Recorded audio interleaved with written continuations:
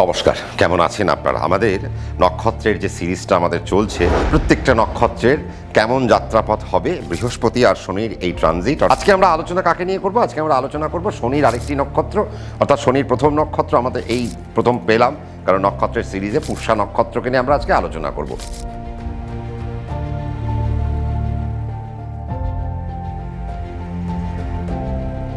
পুষ্যা নক্ষত্র কার নক্ষত্র? কর্কট রাশির একটি নক্ষত্রের, মানে তিনটি নক্ষত্র, তার মধ্যে পুষ্যা নক্ষত্র হচ্ছে কর্কট রাশিতেই অবস্থান করছে আজকে।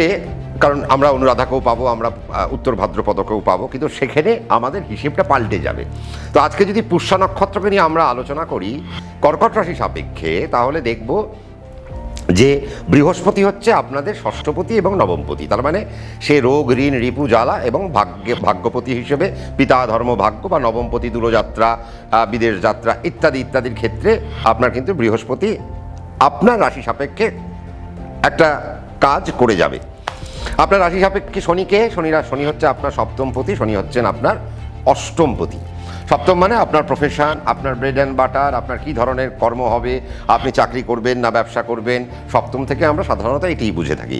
অষ্টমপতি কী করেন? অষ্টমপতি সাধারণত আমাদের যেটা করে থাকেন যে আপনাদের বিষয়, আশয়, সম্পত্তি, আপনাদের দুরারোগ্য ব্যাধি, আপনাদের কোনো কোর্ট কেস, আপনারা এখন সম্পত্তি কিনবেন, কতটা কিনবেন বা কখন কিনবেন, সবই আপনাদের অষ্টম থেকে আপনাদেরকে গুনতে যেতে হবে। আজকে আমাদের এই আলোচনাটা পুষ্যা নক্ষত্র নিয়ে। পুষ্যা নক্ষত্র মানে শনির নক্ষত্র।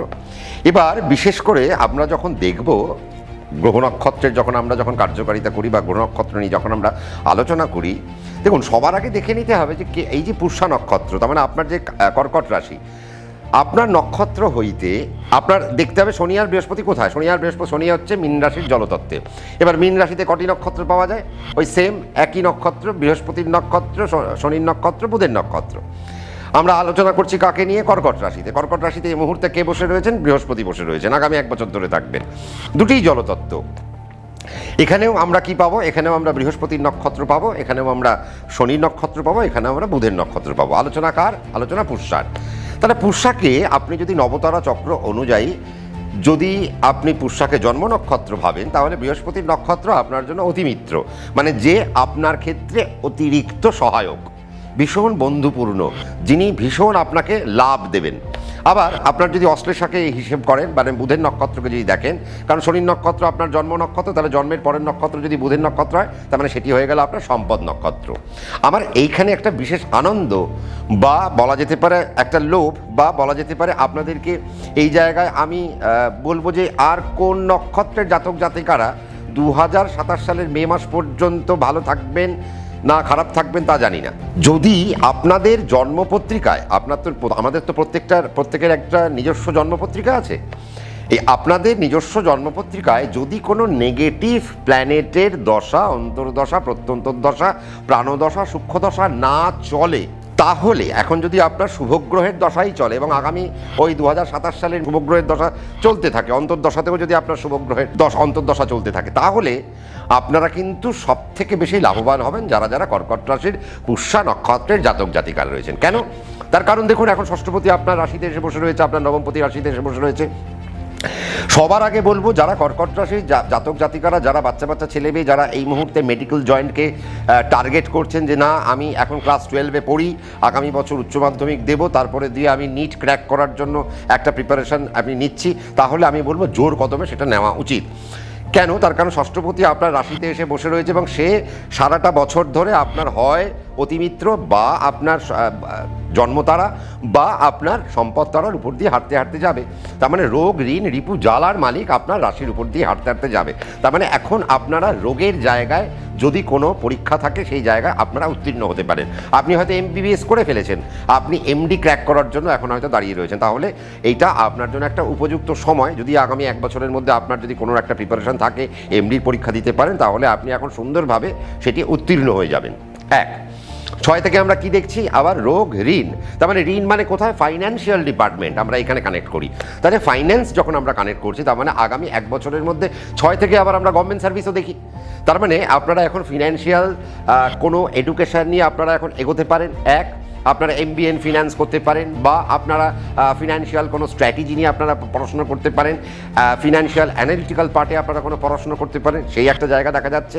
আবার তার সাথে যেটা দেখা যাচ্ছে যে আপনারা আগামী 1 বছর ধরে যদি কোনো গভর্নমেন্টের ক্ষেত্রে ধরুন ইনকাম ট্যাক্স, GST, মানে আপনারা এগুলো তো SSC CGL থেকে আপনারা দেবেন, তার মানে এই ধরনের পরীক্ষা বা ব্যাংকের পরীক্ষা, RBI এর পরীক্ষা, পিওর পরীক্ষা, এই ধরনের পরীক্ষায় আপনারা কিন্তু এখন সুন্দরভাবে উত্তীর্ণ হতে পারেন এবং আপনারা একটা গভর্নমেন্ট সার্ভিস পেতে পারেন।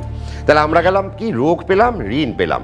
আবার রোগ জব বলাতে আপনারা অনেকে বলেন দাদা তাহলে ব্যবসা যারা করেন, তার মানে ব্যবসা যারা করেন রোগ নিয়ে, তার মানে আপনার হয়তো একটা স্পেশালিটি, আপনার একটা হয়তো একটা হসপিটাল আছে বা নার্সিংহোম আছে, বা আপনার কোনো একটা ব্লাড ব্যাংক আছে, বা আপনার হয়তো কোনো একটা প্যাথোলজিক্যাল সেন্টার রয়েছে, আপনার ওষুধের দোকান আছে, আপনার হয়তো ডক্টরস চেম্বার রয়েছে, বা আপনি কোনো ওষুধের ডিলার, তার মানে আপনাদের সর্বক্ষেত্রে মেডিকেলের আপনি হয়তো কোনো সরঞ্জাম সাপ্লাই করেন, তার মানে এই ক্ষেত্রে আপনাদের ব্যবসার জায়গা কিন্তু একটা দারুণ জায়গা পেতে চলেছে, সেটাও বলা বাহুল্য। আবার দেখুন আমরা কি বললাম, রিপু মানে শত্রু। তাহলে রিপু যখন শত্রু হচ্ছে তার মানে কি হচ্ছে, অ্যাডমিনিস্ট্রেটিভ ডিপার্টমেন্টের। তার মানে আগামী 1 বছর ধরে পুষ্যা নক্ষত্রে জাতক জাতিকারা আপনারা WBCS প্ল্যান করতে পারেন, আপনারা UPSC প্ল্যান করতে পারেন, আপনারা অ্যাডমিনিস্ট্রেটিভ সার্ভিসের যে কোনো পার্টকে আপনারা কানেক্ট করতে পারেন। আগামী 1 বছরের মধ্যে মানে 2027 মে পর্যন্ত যদি কোনো জুডিশিয়ারি পার্টের পরীক্ষা থাকে, আপনি হয়তো অনেক দিন ধরে আপনি প্র্যাকটিস করছেন, আপনি একজন অ্যাডভোকেট, আপনি একজন উকিল, আপনি বহুদিন ধরে চেষ্টা করছেন যে একটা জাজশিপের আপনি পরীক্ষা দেবেন, তাহলে এই সময়টা একটা প্রপার সময়, এবং সাথে যদি আপনার জন্মপত্রিকায় ভালো দশা অন্তর্দশা চলে, তাহলে আপনি কিন্তু এখন সুন্দর একটা জায়গা পেতে চলেছেন। কেন, বৃহস্পতি এখন আপনার সুন্দর নক্ষত্র বা সুন্দর তারার উপর দিয়ে হাঁটতে হাঁটতে যাবে। এবার 6 থেকে আমরা কি, রিপু জ্বালা, তার মানে মানসিক জায়গা। জ্বালা কোথায় হয়, মনে হয়। তার মানে যারা ফিজিও নিয়ে কাজ করছেন, যারা সাইকোলজি নিয়ে কাজ করছেন, যারা নিউরো নিয়ে কাজ করছেন, তাদের জন্য একটা বিশেষ ভালো জায়গা। যারা মোটিভেশন নিয়ে কাজ করেন তাদের জন্য একটা ভীষণ ভালো জায়গা। যারা যোগা নিয়ে কাজ করছেন, যারা মেডিটেশন নিয়ে যারা কাজ করছেন, তাদের জন্য এখন একটা সুন্দর জায়গা কিন্তু উঠে এসেছে। বা যারা ভালো কনসালটেন্ট, দেখুন মানসিক জ্বালা মানে একজন কনসালটেন্টের কাজও কিন্তু যে আপনার ক্লায়েন্ট যখন আপনার কাছে বসছে তাকে একটা সুন্দর দিশা দেখানো। তার মানে এখন পুষ্যা নক্ষত্রে জাতক জাতিকারা কিন্তু এই পার্ট থেকে একটা উন্নততর জায়গা পাচ্ছেন। ষষ্ঠপতি নবমপতি, ষষ্ঠপতি দূর দেশের যাত্রাকে ইন্ডিকেট করে, নবমপতি দূর দেশের যাত্রাকে ফাইনালাইজ করে। একজন ইন্ডিকেট করবে, একজন ফাইনালাইজ করবে। তাহলে এক্ষেত্রে বৃহস্পতি পুষ্যা নক্ষত্রে জাতক জাতিকাদের ক্ষেত্রে আপনারা হয়তো মাল্টিন্যাশনাল কোম্পানিতে চাকরি করেন, কোনো IT কোম্পানিতে চাকরি করেন, এক্ষেত্রে আপনাদের সকলেরই একটা জায়গা কিন্তু তৈরি হলো যে আগামী 1 বছর মানে 2027 মে মাস পর্যন্ত আপনারা কিন্তু সুন্দর করে দূরযাত্রা করতে পারেন, বিদেশ যাত্রা করতে পারেন, বিদেশে পড়াশুনো করতে যেতে পারেন, বিদেশের জায়গায় ব্যবসা করতে যেতে পারেন। ইম্পোর্ট এক্সপোর্টের ব্যবসা খুব ভালো হবে, যদিও হরমুজ নিয়ে একটা প্রবলেম চলছে, সেগুলো আগামী দিনে নিশ্চয়ই আস্তে আস্তে সেগুলো মিটবে। বাট তথাপি আগামী 1 বছর পুষ্যা নক্ষত্রের জাতক জাতিকাদের জন্য বিদেশের জায়গায় একটা ডমিনেন্সে কিন্তু আমরা দেখতে পাচ্ছি। এতদিন আপনি হয়তো চেষ্টা করেছেন, পাচ্ছিলেন না, আপনারা দেখবেন যে আগামী এই 1 বছরের মধ্যে আপনাদের কোনো না কোনো একটা সুযোগ আসবে। আপনার ভিসা এতদিন হয়তো আটকে যাচ্ছিল, এবার কিন্তু সেটা একটা সুন্দর জায়গা, অ্যাপ্রুভালের জায়গায় চলে আসবে বা অ্যাকসেপ্টেন্সের জায়গায় চলে আসবে, আপনারা বিদেশে যেতে পারবেন। এবার আসি সপ্তমপতি আর অষ্টমপতি। অষ্টমপতিকে, সপ্তম হচ্ছে আপনার শনি, অষ্টম হচ্ছে আপনার শনি কোথায় বসে আছে, আপনার ভাগ্যস্থানে বসে রয়েছে, নবমভাবে বসে রয়েছে রাশি হইতে। তাহলে সপ্তম আর অষ্টম, অষ্টম একটু বাধকপতি, সপ্তম একটু মারকপতি। কারণ সপ্তমের কাজ হচ্ছে প্রথমে একটু ওই ডেডলিয়েস্ট একটা ফল বা রেজাল্ট সে একটু তোলে। বাট আমি এক্ষেত্রে বলবো আপনাদের ভয় পাওয়ার কোনো কারণ নেই, তার কারণ সপ্তমপতি আর অষ্টমপতি আপনার ভালো তারার উপর দিয়ে যাবে। শুধু সাবধানে থাকবেন যখন শনি আপনার জন্ম তারার উপর দিয়ে যাবে, যদিও শনিরই নক্ষত্র, তাহলে শনি নিশ্চয়ই তার নিজের নক্ষত্রকে ক্ষতি করবে না। আপনি কখনো আপনার বাড়িকে আপনি ভেঙে ফেলবেন না নিশ্চয়ই। হ্যাঁ, আপনি ভেঙে ফেলতে পারেন যদি আপনি হয়তো সেই বাড়িটাকে, একটা ছোট বাড়ি ছিল সেটাকে হয়তো বড় বাড়ি করছেন, বা আপনি আরও সেটাকে মডিফিকেশন করছেন, মানে সেটাকে আরও একটা উন্নততর জায়গায় নিয়ে যাচ্ছেন, সেক্ষেত্রে হতে পারে। তার মানে শনি এখন আপনার রাশিতে যখন আপনার জন্ম নক্ষত্রের উপর দিয়ে যাবে, ততক্ষণ পর্যন্ত আমার একটাই সাজেশন থাকবে কর্কট রাশির পুষ্যা নক্ষত্রের, যে আপনারা সেই সময় কোনো রকম ইনভেস্টমেন্ট করবেন না জমি বাড়ির ক্ষেত্রে, কারণ জন্ম তারা। আর একটা বিষয় সেটা হচ্ছে যে কোনো মেয়েদের হয়তো পুষ্যা নক্ষত্র হতে পারে, তাহলে শনি আপনার অষ্টমপতি সপ্তমপতি সে যখন আপনার জন্মতারার উপর দিয়ে যাবে, আর এই সময় আপনি যদি কনসিভ করতে চান বা আপনার একটা বেবি প্ল্যানিং আপনি করতে চাইছেন, তাহলে সেই সময় আপনাদেরকে একটু রুখে যেতে হবে।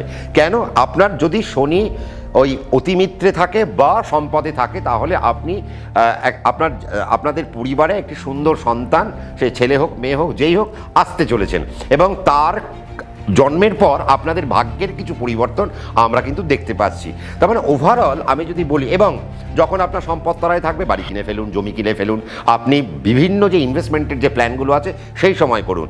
আপনার অতিমিত্রে যখন শনি থাকবে, আপনার অষ্টমপতি, আপনি হয়তো কোনো কোর্ট কেস নিয়ে বহুদিন ধরে ঝুলে আছেন, এবার সেই কেসটাকে আপনি ত্বরান্বিত করুন, বা আপনি তো কোনো একজন উকিলের সাহায্য নিচ্ছেন, সেই উকিলবাবুকে বলুন যে দাদা এবার কিন্তু আমার এই বিষয়টাকে নিয়ে একটু তাড়াহুড়ো করুন, কারণ কি আগামী 1 বছরের মধ্যে আপনি সেই কেস থেকে বেরিয়ে যেতে পারেন। এবং শরিকি দ্বন্দ্ব নিয়ে যাদের মধ্যে একটা ঝামেলা ছিল, সেই ঝামেলাটাও কিন্তু আস্তে আস্তে সরতে চলেছে, এবং সেখানেও একটা জয় লাভ আপনারা করতে পারেন। শনি সপ্তমপতি, তার মানে শনির ক্যারেক্টার হচ্ছে যে আমি ভাই পরাধীন জগতে থাকবো না, আমি স্বাধীন চেতা মানুষ। তো আপনি এতদিন চাকরি করছিলেন, বহুদিন ধরে প্ল্যান করছেন একটা ব্যবসা করব, তাহলে শনি যেই সম্পদ তলায় যাবে, আপনি কি করবেন, টুক করে ব্যবসার জায়গাটা ওপেন করে দিন। আর শনি যদি অতিমিত্রে থাকে, তাহলেও ব্যবসার জায়গাটা আপনারা ওপেন করে নিতে পারেন। শনি যখন পুষ্যা নক্ষত্রে থাকবে, আপনারা ব্যবসার জায়গায় এক্সিকিউট করবেন না, সেই সময় শুধু প্ল্যানিং চলবে, প্রোগ্রামিং চলবে, এক্সিকিউশন যখন সে অতিমিত্রে আসবে বা আপনার সম্পদে যাবে, সেই সময় আপনি যদি এক্সিকিউশন করেন, তাহলে কি হবে, দেখবেন আপনার আগামী দিনের ব্যবসার জায়গাটা বেশ একটা সুন্দর জায়গা আপনারা পেতে পারেন। এখন আপনাদের কফি শপের ব্যবসা ভালো হবে, যারা ইউনিসেক্স পার্লার করছেন তাদের একটা ব্যবসা ভালো হবে, যারা জমি জমা সংক্রান্ত নিয়ে ব্যবসা করছেন তাদের জন্য খুব ভালো হবে, যারা প্রমোটিং বিজনেস করছেন তাদের জন্য একটা দারুণ একটা জায়গা আসতে চলেছে। এতদিন আপনার ফ্ল্যাট বিক্রি হচ্ছিল না, আটকে ছিল, এবার সেগুলো আস্তে আস্তে সরতে মানে সেগুলো সেই কালো মেঘ কেটে এবার আপনার বিক্রির দিকে আপনি এগোচ্ছেন। আপনারা যারা গভর্নমেন্টের যারা কন্ট্রাক্ট নিয়ে যারা কাজ করছেন, সেই সমস্ত জায়গাতেও কিন্তু এখন একটা সুবিধাজনক জায়গা আপনারা পেতে চলেছেন। এবং শুধু তাই নয়, আমি হয়তো নিমন্ত্রণও পেতে পারি, আগামী 1 বছরের মধ্যে আপনাদের বাড়িতে বৈবাহিক কোনো সূত্র ঘটতে পারে, বা বিবাহের মতো মাঙ্গলিক শুভ অনুষ্ঠান ঘটতে পারে, এবং 2027 সালের মে মাসের মধ্যে আপনার বাড়ির যে পাত্র বা পাত্রী যে আছেন, তার বা বিবাহযোগ্য পাত্র যে আছেন, তাদের কিন্তু বিবাহের সম্ভাবনা উজ্জ্বল হতে আরম্ভ করলো। কোনো সাবধানতা না, সেরকম অর্থে কোনো সাবধানতা নেই। সাবধানতা কাদের ক্ষেত্রে আমি আগেই বলে দিয়েছি, একদম অনুষ্ঠানের শুরুতে আমি বলে দিয়েছি, আপনার দশা, অন্তর্দশা, প্রত্যন্তর্দশা, প্রাণদশা, সূক্ষ্মদশা দেখে নিন। আপনার নিজস্ব পছন্দের কোনো একজন অ্যাস্ট্রোলজার আছেন, আপনি তার কাছে বসে পড়ুন। হ্যাঁ, এখন কি আপনার শুভ সময়, আপনার দশা কি পারমিট করছে? এখন অতীব শুভ সময় যদি দশা পারমিট করে।